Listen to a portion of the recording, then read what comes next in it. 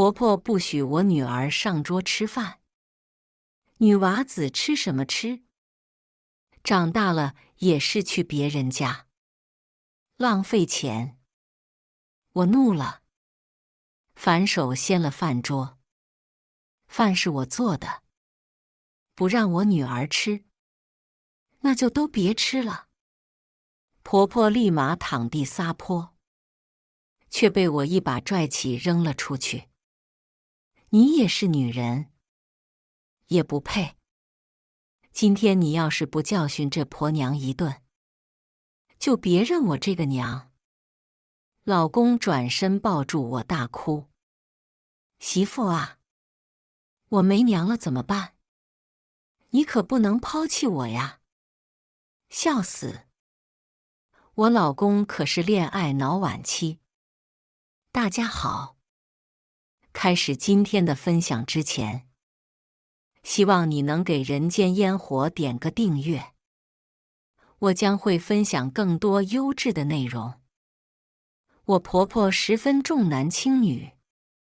当初我生下女儿后，她一眼都没看，提着来时的一篮子鸡蛋就走了。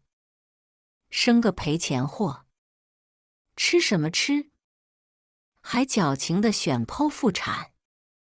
这下好了，2年以后才能要孙子。我当即不乐意，拖着疼痛难耐的身子下床，捡起地上的鞋就朝他扔去。你给我滚！我的闺女还轮不到你来说。还有，什么2胎？我这辈子就要一个孩子。我可不想和你一样偏心。婆婆被我这举动打懵了，挣扎就要来反打我，却被我爸妈和老公给摁住了。在知道来龙去脉后，我爸妈坚定地站在我身后，并警告她：你不要女孩，我们要。以后这孩子就跟我陆家姓。婆婆毫不在意，一个丫头片子而已，姓什么无所谓。老公也没再惯着她，直接把她送回了乡下，由他大儿子赡养。我老公徐胜只出一些生活费。婆婆见哭闹没用，再加上老大家生了孙子，后来也没再登我家的门。我刚好落个清静，而我老公更是心安理得地当了上门女婿，住进了我爸妈买的房子。没成想，在女儿6岁这年，老公他哥车祸去世了，而大嫂早在3年前和他离婚。婆婆和侄子徐腾只能进城和我们住。老公没办法，就和我商量，让婆婆到家先住1个月，他会抓紧找房子，并且再三保证，一定会站在我和女儿这边。我无奈地答应了，毕竟我老公也是他儿子。没想到他来的第1天，就开始作妖了。婆婆牵着她的金孙，一进门就开始大声嚷嚷：老二啊，你得给我孙子安排个好房间。这坐了1天的火车，可把我乖孙累坏了。他还对我趾高气扬：老2家的，赶紧去做饭，多做点好的。他都好几天没吃肉了。我这拳头一下子就硬了，但老公在后面给我使着眼色，我还是忍了一下。行，您等会儿，晚饭很快就好，先把行李放下吧。领着他们去准备好的客房，却不想侄子不乐意了，大声嚷嚷：“这是什么破屋子呀？幼小还没电脑。奶奶，我要住那一间。”我顺着他的方向看去，发现是我女儿的房间。这孩子还真敢要，什么意思？安排个小破房间给我孙子？老两家的你懂不懂规矩？赶紧的，把你那丫头片子的屋给我孙子。一个赔钱货住那么好干什么？婆婆一口一个赔钱货，让我的怒火蹭一下起来。又庆幸瑶瑶去学校不在家，不然这话得让她多伤心。我直接拉下脸，爱住不住。告诉你，这房子是我爸妈买的，你们住哪儿只能听我的，不愿住就滚出去住酒店。老公也冷着脸，把行李重重的一摔：“妈，来之前我就跟您说过了，钱和房子都是琳琳在管。您要是再多事儿，儿子我没钱，也没关系，供小腾上好学校。”老公的话，成功的让婆婆泄了气。她狠狠地瞪了我一眼，又转头溺爱地哄孙子：“乖孙啊，你先忍忍，咱不和那些眼皮子浅的女人一般见识。你是咱家唯一的孙子，这些东西以后都是你的。”我不愿再听下去了，直接去了厨房，拿起菜刀就咣咣剁肉。真的，我不开玩笑。要是2个星期内，老公不把这2人送走，我就亲自送。终于熬到晚上，闺女放学了，看着她天使一般的面孔，我被徐腾那副嚣张面孔污染的双眼都明亮了几分。果然，女孩子是这世界上最可爱的生物。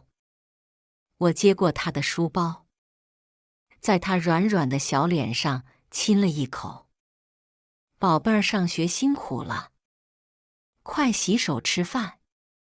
妈妈给你做了最爱的酱排骨。”她甜甜地笑了笑，随即指着婆婆聪明地问：“妈妈，他们是不是奶奶和弟弟？”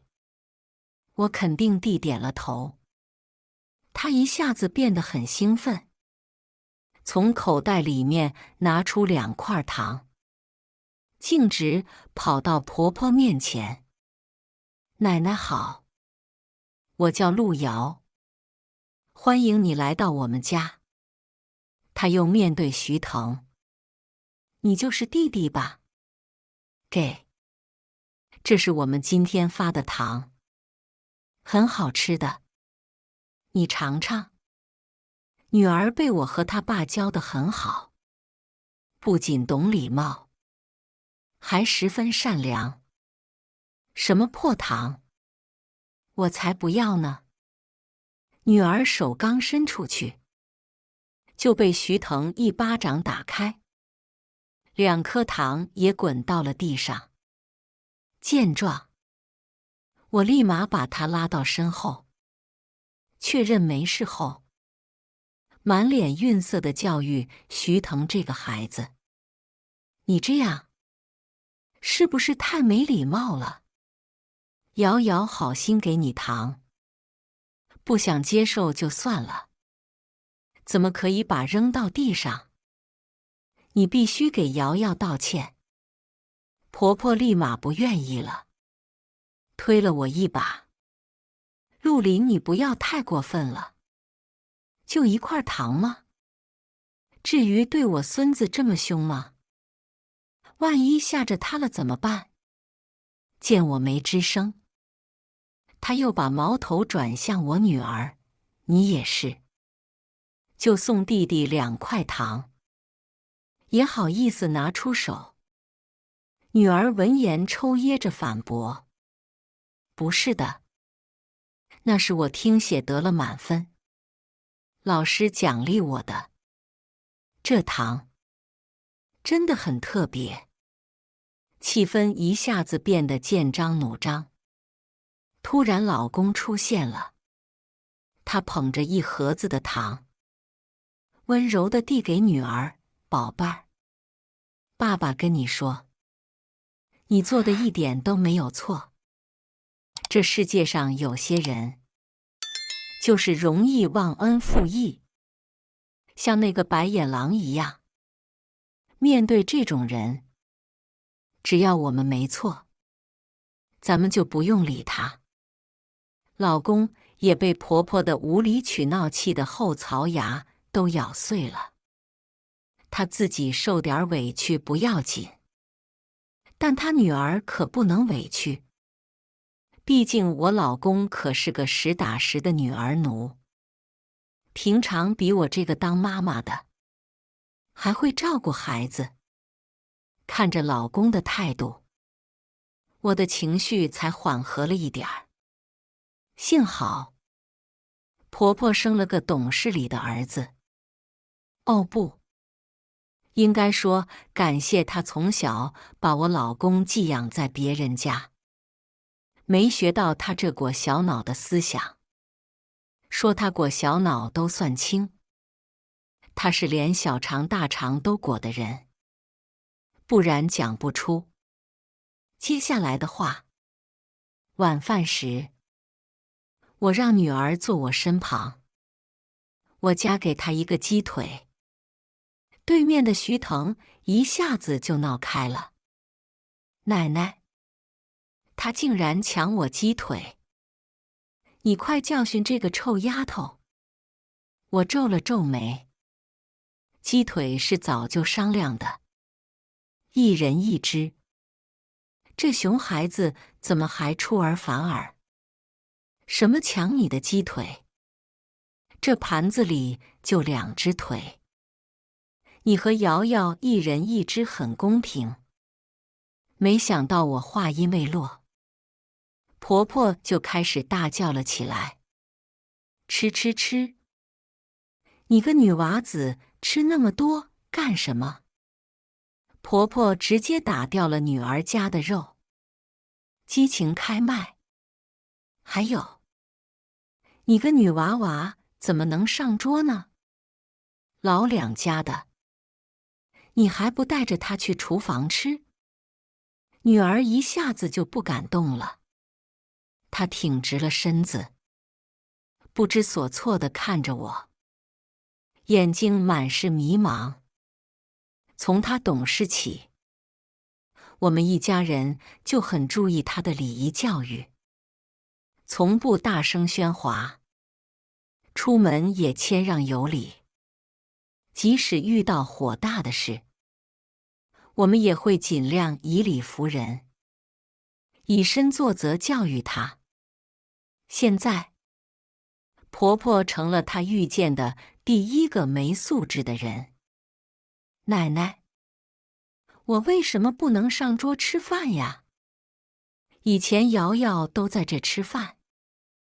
女儿虽然被吼得一脸委屈，但还是记得我的话，无论对错，都要争个真相。做人一世不能糊涂过日子。那是以前，现在你弟弟来了，老徐家唯一的孙子，你个丫头片子不得往边靠！婆婆一边往徐腾碗里夹肉，一边得意洋洋地瞪我，但我并没有理她，而是轻轻拉过女儿，直视着她的眼睛，微微一笑：“宝贝，还记得妈妈以前告诉你的吗？有些老人孩子，他们不配被尊老爱幼。坏人会变老，小孩子也会撒谎，所以我们要会随机应变。被狗咬了，也要打回去。女儿似懂非懂，妈妈，我懂你的意思了。奶奶让我不开心，那我就不和她玩了。女儿的回答出乎我的意料，但转念一想，小孩子纯洁的世界里，不和别人一起玩，应该就是他们最大的恶意了。我既希望女儿谦卑有礼，又害怕她太过束缚，在面对别人的恶意时，不懂得反击，所以我只能一点一点的教育，让她树立一个正确的三观。妈妈，宝贝，你说的对极了。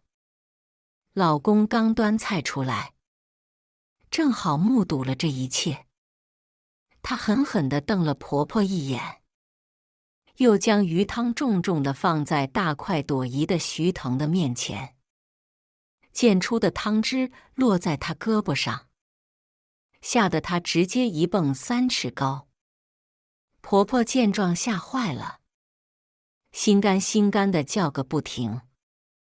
老公则冷笑：饭端到你嘴边了都不会吃，怎么好意思抢我女儿的鸡腿？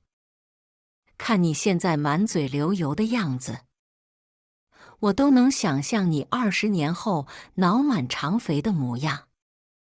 就这个玩意，妈你也好意思说她比我闺女金贵？明天我就带您去眼科看看病。婆婆直接被我老公的态度镇住了。她做梦也想不到，自认为好欺负的小儿子，其实是个心黑的狐狸。当年恋爱时，演了一手好戏，白天戴着金丝眼镜装乖学弟，晚上秒切腹黑，给白天向我搭讪男人们一直发阴阳话。哥哥，姐姐的腿好看吗？我的更好看，要不你看看我的。随即他甩出一张腿毛照，他还总私发健身照片给我。那腰，那腿，我一个牡丹能放过他吗？婆婆暴跳如雷：你个杀千刀的玩意，老徐家的命根子你都敢骂？当年你一出生就该把你溺死，不活了呀！我的儿子娶了媳妇忘了娘，现在还为了丫头片子和侄子动手。你到乡下问问，谁家这么宠丫头的？那要被戳几两骨的。老公梗着脖：我不宠自己的亲闺女，还能宠谁？您就算打死我，我也不会让外人欺负我老婆孩子。婆婆捶打着我老公，一大堆不要钱的污言秽语从她嘴里道出。徐腾也跟着婆婆上演18、5行，上前对我老公又打又咬。徐胜，你个狼心狗肺的东西，打死你！打死你个不孝子！老公护着女儿没还手，我则是震惊了。老公熟练地躲着婆婆的暴打，仿佛这场景已经上演了无数次。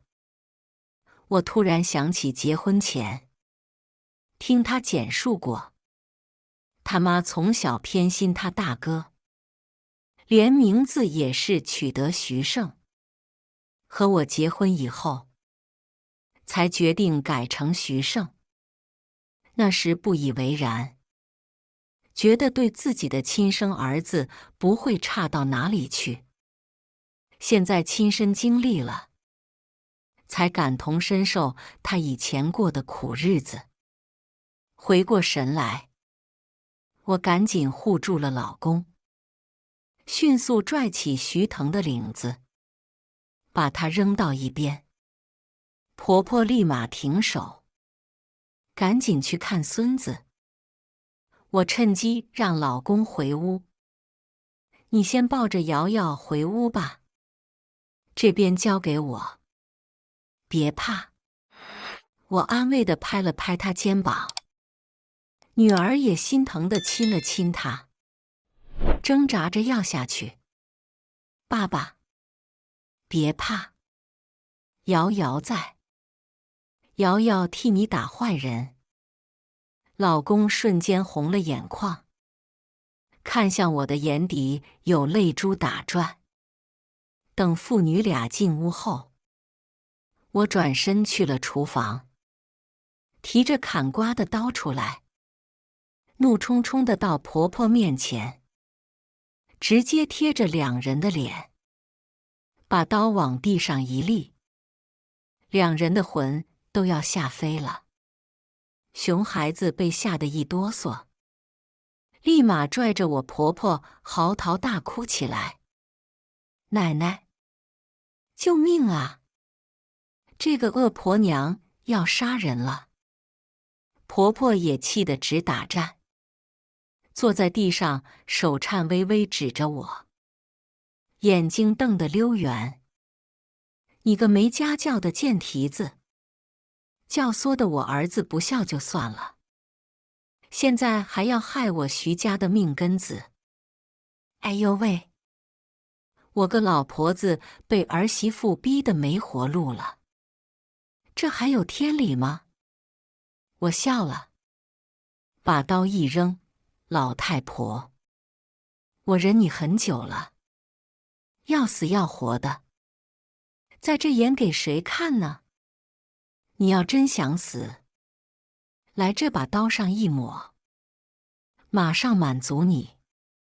还重男轻女，女人不能上桌，醒醒吧，时代早变了。”说完这些话，我还觉得不过瘾，直接掀了我家饭桌，饭菜热汤摔了一地，有的甚至溅到婆婆身上，烫得她高声尖叫：“既然你不让我女儿上桌吃饭，那就都别吃了，咱们就都在地上坐着吃。不过您的金孙宝贵，我们不配和他一起，你们就去厕所地上趴着吃，豪华单间，极致的体验。”啊！你个没家教的贱人！今天我就代替你爸妈教育你。婆婆见孙子没事，直接朝我扑过来，试图抓我头发扇我，却被我钳住，反手给她一巴掌。下一秒，被我一脚踹开，滚出去1米远。婆婆不可置信地躺在地上，捂着脸，像看鬼一样盯着我。熊孩子也瞬间止哭。开玩笑，我可是会散打的。从小我爸就怕我受人欺负，6岁送我去学了跆拳道。后来，我又自己报了散打，现在根本不怕走夜路。不好意思呀，我散打中级3段，下手可能重了点。没办法，我太优秀。我爸怕我受欺负，就从小让我学功夫，说谁要敢欺负我，就反击回去。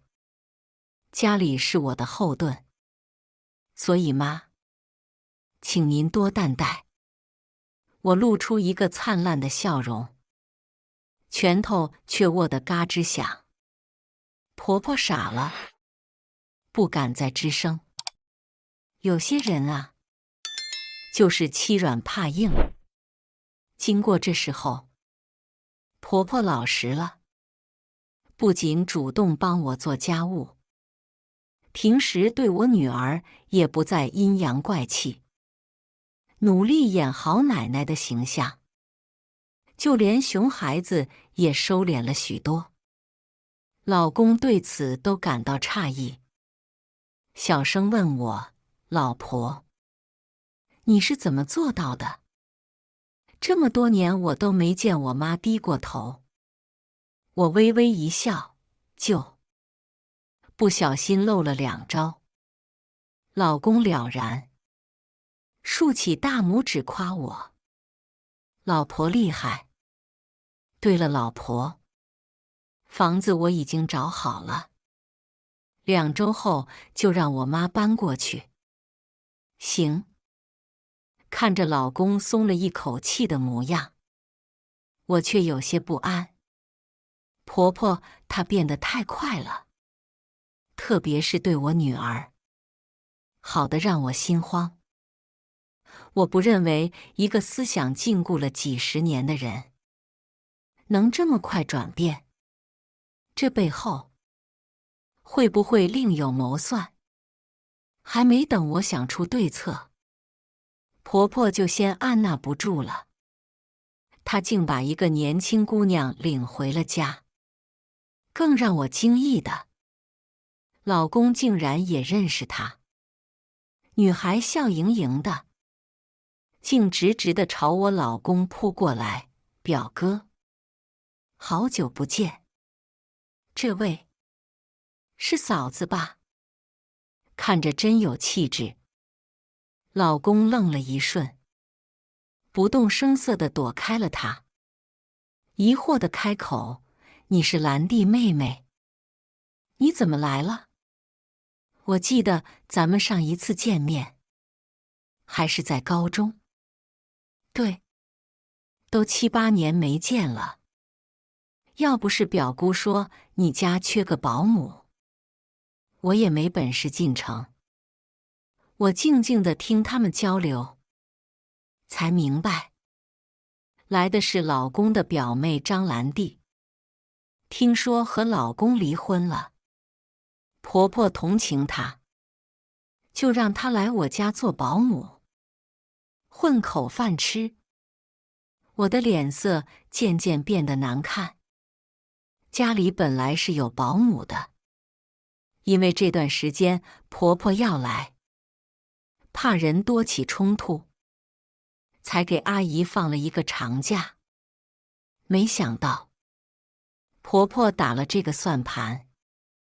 小林啊，昨天我打电话把原来的保姆辞了，刚好让你表姐来照顾2个孩子，这样你就能在家歇歇，让胜儿去上班了。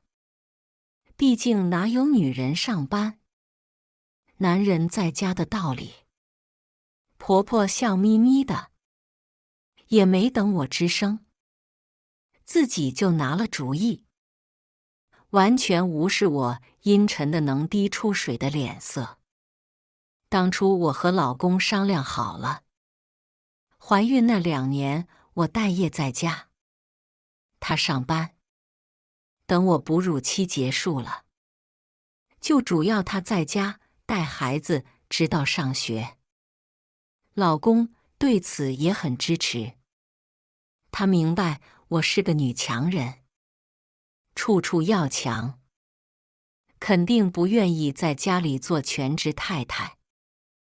而新手妈妈在职场上容易受到不公，她改变不了这个社会，但她能给我一个公平的机会，让我重回职场，站稳脚跟。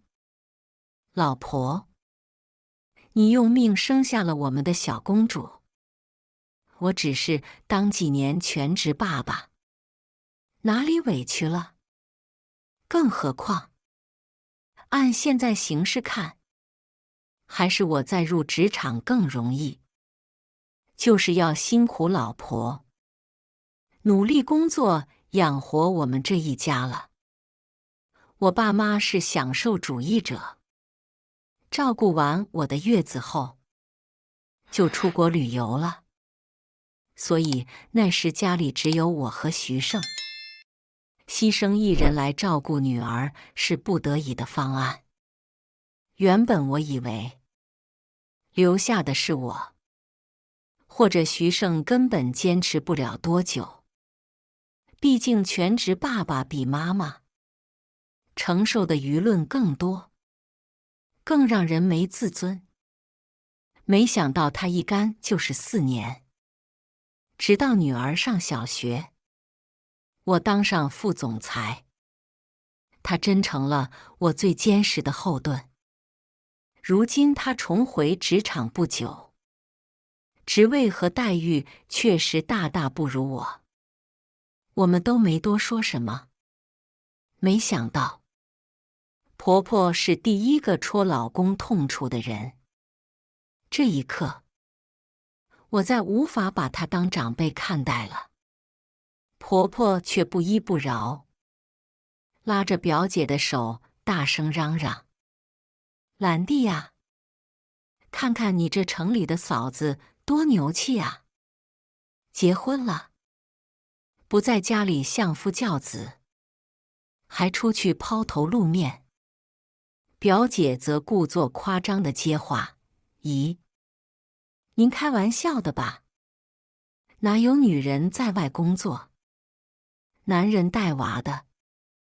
这做法不得被别人笑话死，让人戳脊梁骨。”婆婆和表姐阴阳怪气的话，把我气笑了。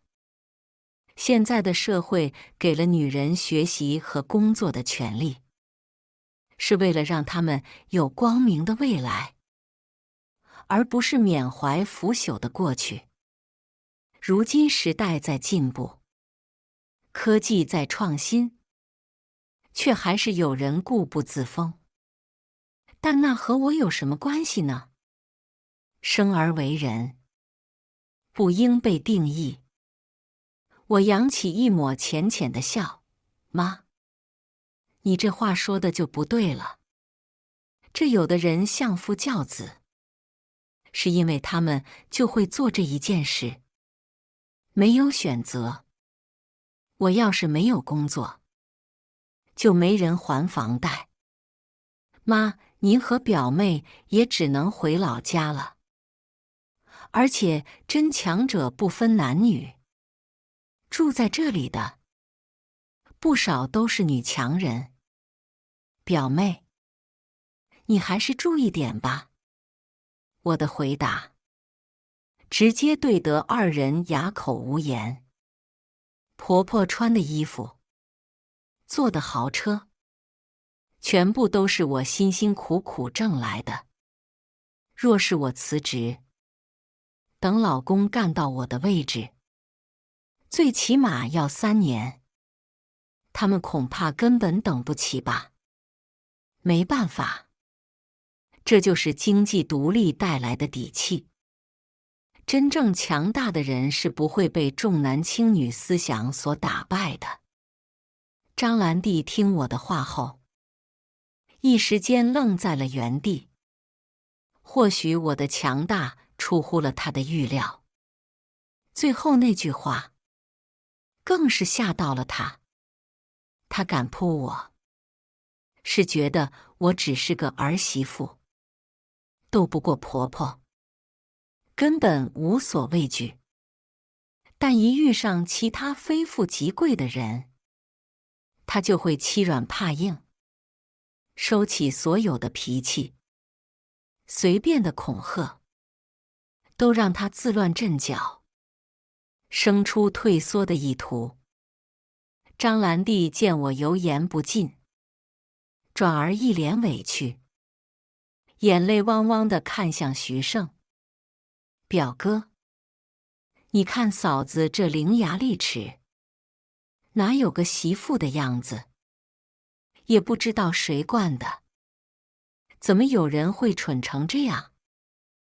我看到老公脸色刷得黑了，他咬紧牙关，强压着不满：“我惯的，你有意见吗？表妹，你来家里做客我欢迎，但要是对我媳妇不尊重。老公顿了顿，继续说道：不好意思，我家不欢迎你。张兰娣脸上的笑容瞬间消失。她这么嚣张的婆娘，表哥，你竟然还维护她？这种女人在以前进猪笼都不够。她不可思议地睁大眼睛，不敢相信老公竟然会维护我。我猜在她接受的教育里，男人贬低，甚至殴打女人，才是正常现象。可惜，我老公是恋爱脑，在他眼里我最重要。你再说我媳妇一句，行了行了，都是一家人，别斤斤计较。圣子，你赶紧的，给兰娣安排个房间。婆婆赶忙打圆场，打断了怒气冲冲的老公。她是铁了心要把张兰娣留下，老公却还想不依不饶，堵着路不让表妹进屋。算了，老公，我一把拉住了她，示意她让一步。婆婆一看就是有备而来，不达目的不会善罢甘休。而且这个张兰娣看我老公的眼神也十分奇怪，不像是在看哥哥。好奇心驱使我让他留了下来。张兰娣搬进来以后，果然不老实，不是整天嫌弃我不着家，就是和婆婆一起挑我的错处，但我却全都忍了下来。只是一直护着女儿，不让他们伤害瑶瑶。结果我意外被安排出差，不得不离家，只能让老公和这两人周旋。他也努力做到完美，不仅女儿的事全都亲力亲为，还避免女儿和婆婆的接触。或许是因为有外人在，我和老公都在尽力维持这个家的和平。但是，作死的人不会收手。家庭里的矛盾是枚定时炸弹，随时都能炸翻看似平静的生活。直到我出差早回来，这个炸弹彻底爆发了。家里空无一人，我就洗了点车厘子，躺在沙发上看电视。婆婆刚好领着徐腾回家，她见我一个人，立刻拉下脸，吃，整天什么家务都不干，还好意思躺着。这话让我不得不坐起身，咬着车厘子，含糊不清地回怼：我为什么不好意思？这水果是我自己买的，不干家务还不得怪您私自辞保姆吗？提起这个我就生气。原本婆婆说辞保姆是气话，没想到她真背着我，用我老公的电话打给了保姆，羞辱辞退人家，让我不得不赔了一大笔补偿金。你别一口一个你赚的钱，嫁人了你所拥有的都是丈夫的，就连你这套房子，也该是我们老徐家的。婆婆的这套理论，直接让我怀疑是不是穿越到了古代，不然，有点脑子的都不会这样说。您这话可厉害了。法律都规定结婚后的财产是夫妻平分，您这直接把他干翻了。还有这房子是我嫁妆，您张口就给我吞了。哪怕搁古代，你都是头一份儿。古人还知道，宁愿饿死也不打妻子嫁妆的主意。您这花我的钱还指责我，您这脸皮真比城墙厚啊！你。婆婆被我气得说不出话，刚想给我一巴掌，就被她金孙打断了。我要看奥特曼，看动画片，快把遥控器给我！熊孩子不管不顾地扑上来，直接抢走了我手里的遥控器，还踹了我一脚，大喊着让我把车厘子和沙发都让给他。婆婆则在一旁看热闹，不住地提醒我徐腾是个小孩子。笑死，谁还不是个宝宝了？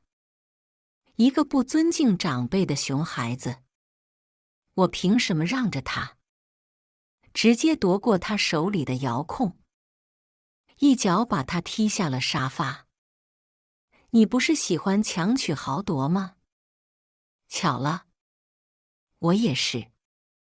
咱俩不如就比比谁更狠。我笑眯眯地自上往下俯视她。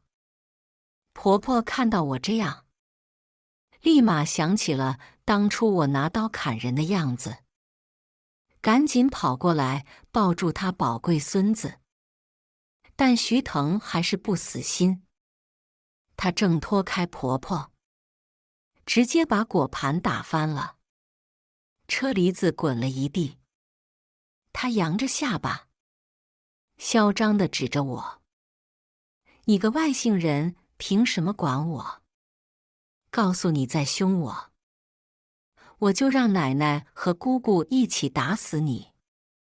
还有你那个小赔钱货，就和这果子一样，都只配被我踩。”徐腾的话就像道晴天霹雳，我的脑子都是他那一句：小赔钱货，被他踩，什么意思？所以他们私下里虐待我女儿吗？我立马抽出手机查看监控。女儿出生后，我就在家里安了监控，目的就是怕保姆阳奉阴违。幸好她做得不错，我就把屋内的监控关掉了。现在张兰娣一来，我又打开了监控。婆婆见我竟安了监控，一下子慌了，手舞足蹈地来抢我手机，被我轻松避开了。倒是婆婆直接闪了自己的腰，开始嚎啕大哭。熊孩子也被婆婆带着大哭。我根本没心思理这对祖孙，快速翻看着录像，直到女儿的哭声传出，我才呆在原地。视频显示老公出门了，女儿则独自在客厅看电视。徐腾跑过来和她抢遥控器，结果女儿没抢过他，被挤下了沙发，只能坐在地上哭。婆婆见了，就和张兰娣一起教育她：哭什么哭？你个女娃子让着弟弟不是应该的吗？你个赔钱货命够好的了，我和你一般大时，都会做饭了，哪敢和弟弟抢东西？要我说，你就是欠收拾，迟早都要嫁出去的玩意儿，凭什么和我孙子争？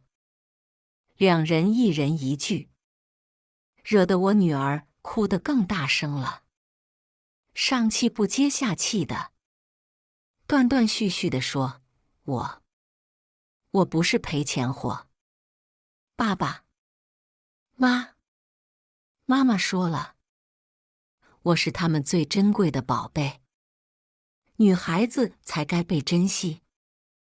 这话直接戳到了婆婆和表妹的痛处，两人对视一眼，上前把我女儿推倒在地，一边揍一边骂：“你个小赔钱货，还敢顶嘴！现在你爸妈不在，我们就好好教你什么是规矩。”他们甚至让徐腾坐我女儿背上，大喊着骑大马。看到这儿，我已经气得浑身发抖了，直接拎起徐腾，啪啪啪就在他屁股上扇了几巴掌，疼得他哇哇大哭。可我还是不解气，气冲冲地找了根钢棍，刚要和婆婆算账，老公就带着女儿回来了，他的身后还跟着我爸妈和张兰娣。前几天我只是随口提了一嘴，婆婆住我家里了，我爸妈就火急火燎地回国，生怕我受委屈。一看见他们，我心口几日的憋屈再也压抑不住。没等我哭诉自己的委屈，婆婆竟一把推开我，一屁股坐在地上。恶人先告状，亲家母，看看你教的闺女哎，不仅在婆家好吃懒做，还顶撞长辈。我教育自己孙女，她跟疯了一样，还拿个棍要打人，真是丧尽天良嘞！婆婆理直气壮地颠倒黑白，扯着嗓子嚎哭，输出优美的非遗文化。张兰娣见状也跟着喊，而我妈直接懵了。她一个人民教师，哪见过这场面？倒是我爸立刻反应过来，笑着让我妈带瑶瑶回屋，转头对着打滚的婆婆厉声道：“亲家母，我闺女从小知书达理，不可能顶撞长辈，除非那人先欺负我姑娘。再一个，我闺女是公司副总，年薪7位数，这叫哪门子的好吃懒做？还有这棍子！”我爸接过钢棍，径直来到我家电视机前，狠狠地砸了下去。是把这玩意砸了的。为了一个破电视，就敢搞重男轻女，欺负我孙女，这种祸害就该打个稀烂。我倒要看看没了他，谁还在打着教育的幌子欺负我孙女。客厅里碎片横飞，危险四溅，我却一点都不害怕，眼里满是这个为了我不惜和婆婆对立，疯狂砸电视的年迈父亲。他为了不让我背上不孝的名声，自己扛下了一切。疯子，疯子，你们一家都是疯子！婆婆一副受了天大委屈的模样。她让张兰娣推开大门，躺在地上开始撒泼。我不活了呀！儿媳妇要揍婆婆，娘家人要砸房子了，离婚，离婚，必须离婚！这种疯子人家，我们老徐家要不起。老公手被掐出了血，他红着眼，深吸一口气，哀伤道：“如果我说不呢？”婆婆震惊地看着他，这种连个男娃都生不出来的女人，你竟然还舍不得？你脑子是被驴踢了吗？离了他，什么女人找不到？老公收起失望的眼神，神色锐利地盯着婆婆。我只要琳琳。好好好，你真是被下了迷魂汤了。我告诉你，徐胜，今天这个家里有他没我，有我没他，你自己看着办吧。婆婆一副胜券在握的模样，好像笃定了老公不会抛下她。这次，她要失望了。老公狠心地闭上眼，甩开了婆婆的手。那您就搬走吧，我给您租了个房。两室一厅，小腾和表妹也一起搬过去。每个月我还会给你们打2万的生活费，算兰蒂的保姆费和妈你的赡养费。这下婆婆傻眼了，她开始不情愿的大闹，拉着徐腾在门口大喊：要死了！我辛辛苦苦养大的儿子，被小狐狸精迷得连老娘都不要了。大家快给我来评评理呀！然而，他和熊孩子耗了半天，也没一个人开门看热闹。早说了，这是富人区，讲求都是一个利，没人会花时间在别人的闲事上。这时，我妈牵着瑶瑶出来了，她拿扫帚提着3人的行李，直接扔出了房外。她激情开麦，2个9年义务的漏网之鱼，嘴比老太太的裹脚布还臭。你自己还是个女的，凭什么嫌弃我女儿？拿着行李马上滚出我女儿的家，不然我就告你们虐待儿童，坐牢还是搬出去？李素兰，你自己麻溜选吧。啪的一声，他们就被关在了门外。世界一下子安静了。母亲的撑腰，父亲的保护，还有徐胜的支持，都成了我最坚不可摧的武器。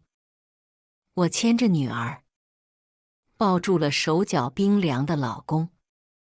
这一刻，我真感激我的父母，是他们给了我造了一个超越性别的公平世界，供我读书，支持我工作，甚至让我超过了《简爱》里的主角，实现了灵魂与身体的双重独立，才在婚姻这个染缸里，有了全身而退的能力和进一步的勇气。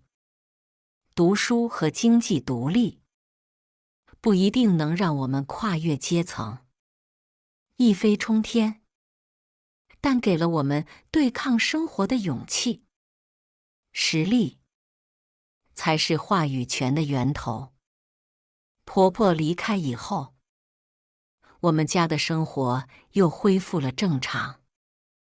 老公重新把精力投入工作，而我则减少了工作，重新雇了个保姆，和她一起照顾女儿的衣食起居。婆婆的话虽然蛮横无理，却有一点可取，那就是工作和家庭相比，没有孰轻孰重。工作可以无限延续，可孩子的成长只有一次。我已经错过了很多，不想未来有一天女儿回忆童年，发现满是遗憾，更担忧婆婆的行为会给女儿留下阴影。可奇怪的是，自他们走了以后，女儿竟然变得比从前粘人了，时不时的就向我撒娇，还抢着要帮我分担家务。我以为是她长大了，直到1周后，我带她去爸妈家，才知道了真相。妈妈，你什么时候接弟弟回来呀？女儿水灵灵的眼睛盯着我，满脸不解。我疑惑道：“你很喜欢弟弟吗？上次他那么欺负你，你不生气吗？”女儿却一直沉默地盯着我。宝贝儿，直到我再也忍不住，伸手要去戳戳她脸颊，她却吓得一声尖叫，哇地开始大哭。妈妈，别不要我，我是真心想要弟弟回来。听到她的话，我脸色瞬间阴沉下来，但瞥到女儿瑟缩的样子，又勉强挤出一抹笑意，柔柔地把女儿搂入怀里，摇摇：“你和妈妈说说，是不是有人和你说什么了？妈妈是绝对不会抛弃我们宝贝的。”我的温柔或许安抚了女儿，她慢慢平静下来，紧紧抱住我，小声抽噎：“是奶奶说的。奶奶说我以后会被妈妈嫁人，没有家，还会被人欺负，只有对弟弟好。长大了，爸爸妈妈才不会不要我，也不会被人欺负。妈妈，我以后把玩具和电视都让给弟弟，你不要丢下我好不好？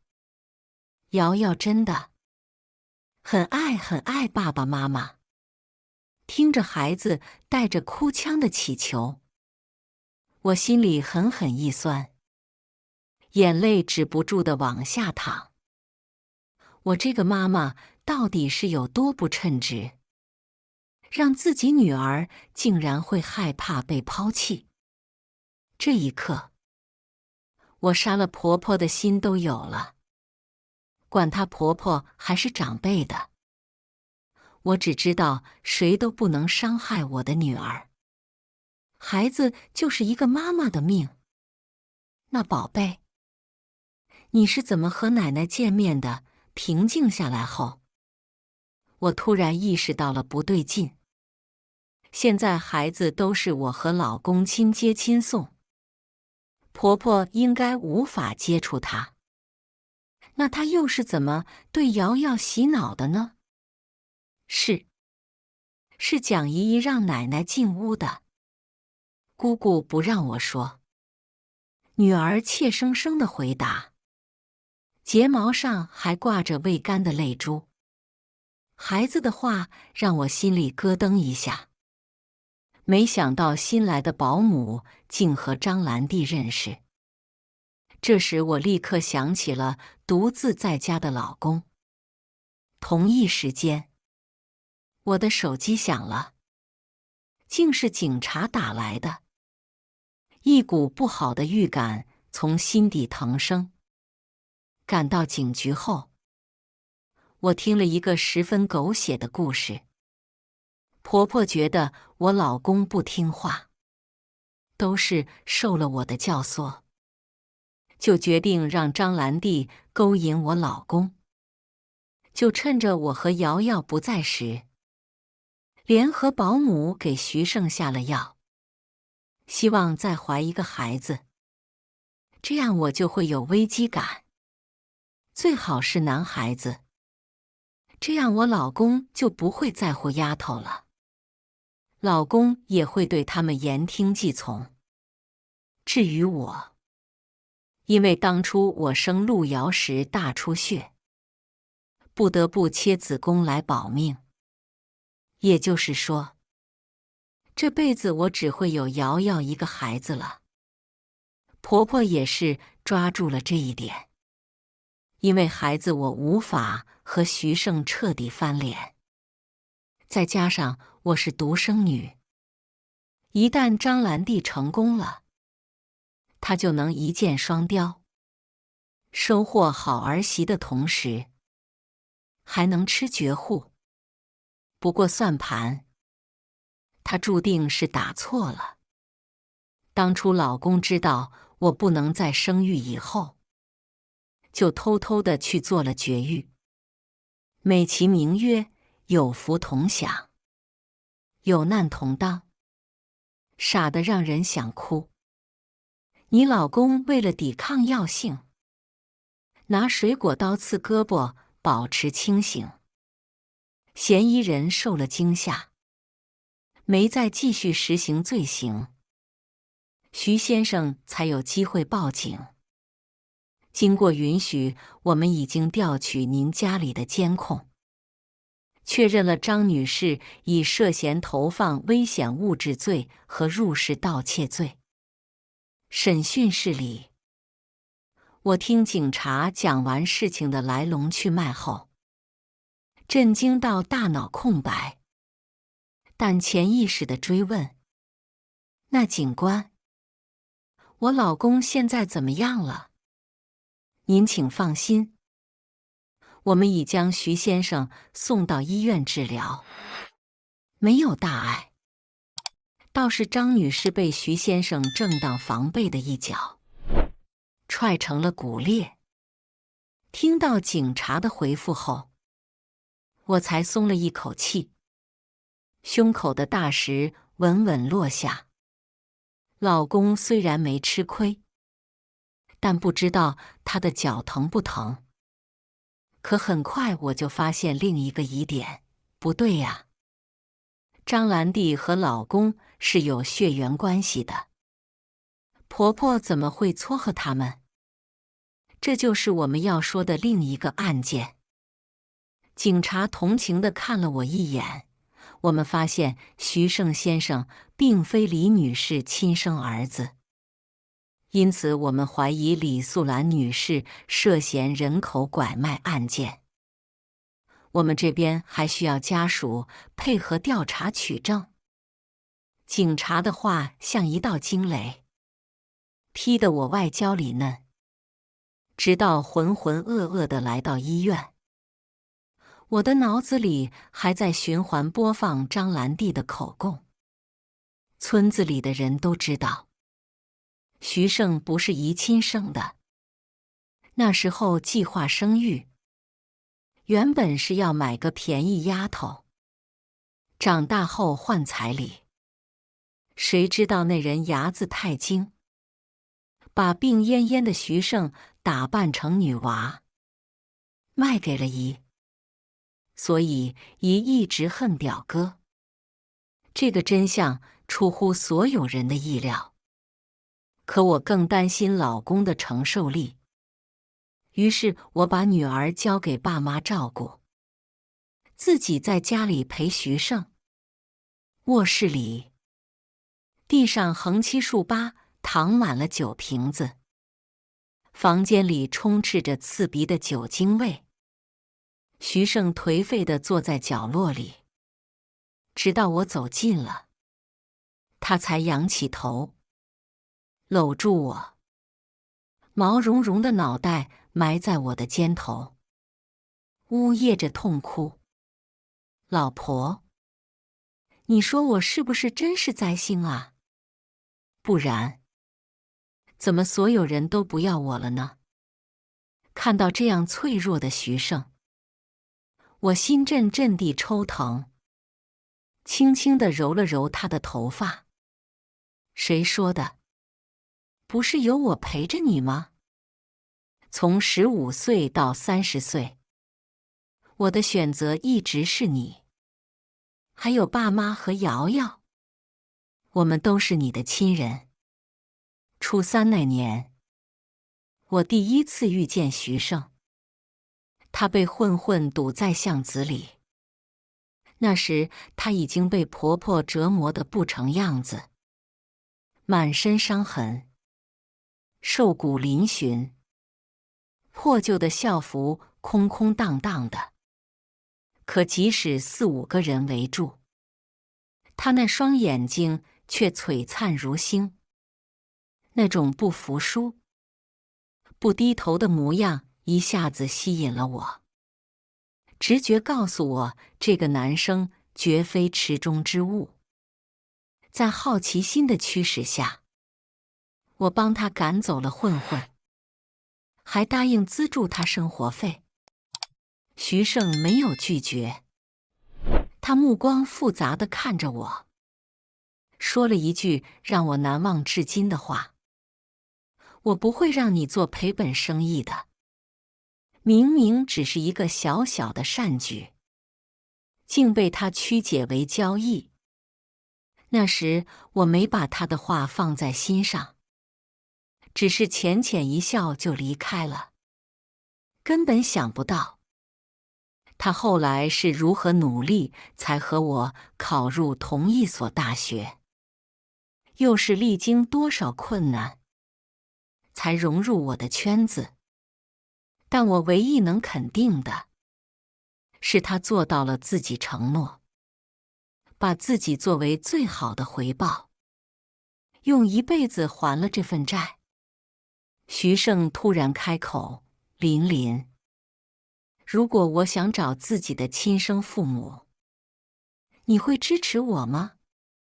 当然，我会支持你所有的选择。我认真地回答。我低着头，抹去了他脸上的泪痕。不准哭了，为这种人哭不值得。要是真想哭，就留到晚上，流幸福的泪水。我故意逗徐胜。徐胜，他抬起头，肩膀随着抽噎还在不断起伏，却还结结巴巴地说：你胡说，明明哭的就不是我，而且老婆你不会嫌弃我吧？我保证没让那女人侵犯一点。老公表现得像成功被我转移注意力，但我能清楚地感知，每一滴眼泪悄无声息地藏进他心底的模样。这一刻，我们是共情的。婆婆被判刑的那天，只有我陪徐胜去了。张兰娣因为贪心，还联合保姆偷了我许多的首饰，涉案金额巨大，直接被判了8年。被带走时，张兰娣不甘地大叫：不，你们不能抓我，我都是按婆婆要求做的。儿媳听婆婆的话也错了吗？婆婆则因涉嫌虐待儿童、拐卖等罪行，被判了15年，估计这辈子都难出监狱了。法庭上，她还不死心，对着老公疯了般大骂。要不是有警察拦着，恐怕能拿刀砍人。你个拎不清的白眼狼，被女人牵着鼻子走，迟早不得好死。你个祸害，我就该在30年前直接掐死你。你就是个灾星，克人克己，活该被亲生父母抛弃。一大堆不堪入耳的话，在法庭上回荡着传开。我试图去捂老公的耳朵，被他躲开了。他缓缓站起身，平静地看着婆婆，鞠了一躬。你虐待压榨了我30年，我应该恨你。但是我现在有了家庭，也当了父亲，我要给女儿积福。大哥在世的时候对我还不错，我会把徐腾养大的。这一鞠躬，就当感谢你让我活下来，遇上我老婆的感谢。从此你我情义全无，死不复见。我怔怔地望着徐胜，发现他平静如水，才惊觉他真的放下了。走出法庭时，爸妈牵着瑶瑶正朝我们走来。爸爸妈妈，瑶瑶好想你们呐！你们以后别再丢下我了，好不好？好。以后咱们一家5口再不分离。我和老公相视一笑，骄阳之下，岁月静好。以上就是今天分享的故事。大家有什么想说的、想吐槽的，欢迎在下方评论交流。也更希望能给人间烟火点个订阅。我将会分享更多优质的故事内容。